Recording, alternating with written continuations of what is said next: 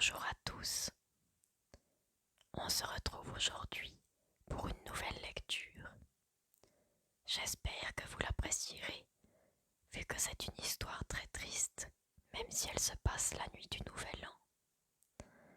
J'espère que vous êtes bien installés, et allons-y. La petite fille aux allumettes. Il faisait effroyablement froid. Il neigeait depuis le matin. Il faisait déjà sombre. Le soir approchait, le soir du dernier jour de l'année. Au milieu des rafales, par ce froid glacial, une pauvre petite fille marchait dans la rue. Elle n'avait rien sur la tête, elle était pieds nus. Lorsqu'elle était sortie de chez elle le matin, elle avait eu de vieilles pantoufles beaucoup trop grandes pour elle. Aussi les perdit-elle lorsqu'elle eut à se sauver devant une file de voitures. Les voitures passées, elle chercha après ses chaussures. Un méchant gamin s'enfuyait en portant en riant l'une des pantoufles. L'autre avait été entièrement écrasée. Voilà la malheureuse enfant n'ayant plus rien pour abriter ses pauvres petits petons. Dans son vieux tablier, elle portait des allumettes. Elle en tenait à la main un paquet. Mais ce jour, la veille du Nouvel An, tout le monde était affairé. Par cet affreux temps, personne ne s'arrêtait pour considérer l'air suppliant de la petite fille qui faisait pitié. La journée finissait et elle n'avait pas encore vendu un seul paquet d'allumettes.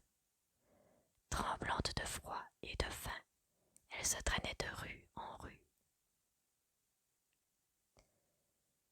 Des flocons de neige couvraient sa longue chevelure blonde. De toutes les fenêtres brillaient des lumières. De presque toutes les maisons sortait une délicieuse odeur, celle de l'oie qu'on rôtissait pour le festin du soir. C'était la Saint-Sylvestre. Cela, oui, cela lui faisait arrêter ses pas errants. Enfin, après avoir une dernière fois offert en vain son paquet d'allumettes, l'enfant aperçoit une encoignure entre deux maisons, dont l'une dépassait un peu l'autre. Harassée, elle s'y assied et s'y blottit, tirant à elle ses petits pieds. Mais elle grelotte et frissonne encore plus qu'avant, et cependant, elle n'ose rentrer chez elle. Elle n'y rapporterait pas la plus petite monnaie, et son père la battrait. L'enfant avait ses petites menottes toutes transies. Si je prenais une allumette, se dit-elle, une seule pour réchauffer mes doigts. C'est ce qu'elle fit. Quelle flamme merveilleuse c'était! Il sembla tout à coup à la petite fille qu'elle se trouvait devant un grand poêle en fonte, décoré d'ornements en cuivre. La petite allait étendre ses pieds pour les réchauffer, lorsque la petite flamme s'éteignit brusquement. Le poêle disparut, et l'enfant restait là, tenant en main un petit morceau de bois à moitié brûlé. Elle frotta une seconde allumette. La lueur se projetait sur la muraille qui devint transparente. Derrière, la table était mise.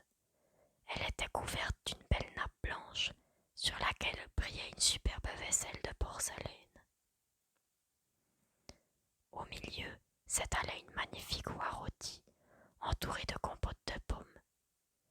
Et voilà que la bête se met en mouvement, et avec un couteau et une fourchette fixée dans la poitrine, vient se présenter devant la pauvre petite.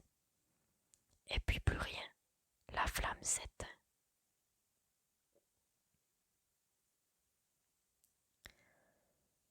L'enfant prend une troisième allumette, et elle se voit transportée près d'un arbre de Noël, splendide,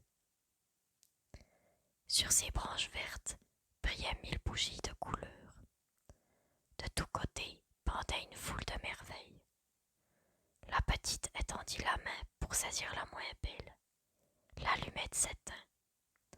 L'arbre semble monter vers le ciel et ses bougies deviennent des étoiles. Il y en a une qui se détache et qui redescend vers la terre, laissant une traînée de feu. Voilà quelqu'un qui va mourir, se dit la petite. Sa vieille grand-mère, le seul être qui l'avait aimée et chérie, et qui était morte il n'y avait pas longtemps, lui avait dit que lorsqu'on voit une étoile qui file, d'un autre côté, une âme monte vers le paradis. Elle frotta encore une allumette. Une grande clarté se répandit, et devant l'enfant se tenait la vieille grand-mère. Grand-mère, s'écria la petite, grand-mère, emmène-moi.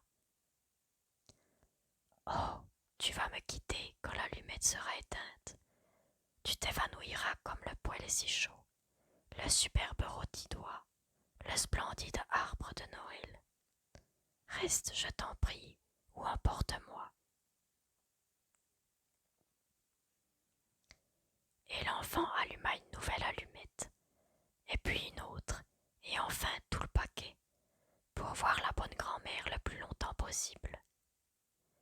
La grand-mère prit la petite dans ses bras, et elle la porta bien haut, en un lieu où il n'y avait plus ni froid, ni de faim, ni de chagrin. C'était devant le trône de Dieu.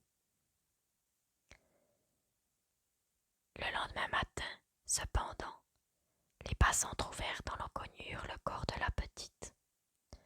Ses joues étaient rouges, elle semblait sourire, elle était morte de froid pendant la nuit qui avait apporté à tant d'autres des joies et des plaisirs.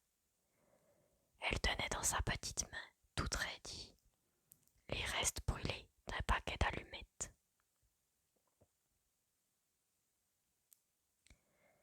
Quelle sottise, dit à son cœur.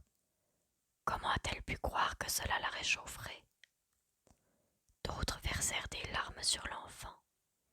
C'est qu'ils ne savaient pas toutes les belles choses qu'elle avait vues pendant la nuit du Nouvel An. C'est qu'ils ignoraient que, si elle avait bien souffert, elle goûtait maintenant dans les bras de sa grand-mère la plus douce félicité. Voilà, comme je vous l'ai dit, c'est une histoire très triste. J'espère que vous l'avez tout de même aimée. Personnellement, j'adore cette histoire. Elle nous fait réfléchir et nous fait apprécier les belles choses de la vie.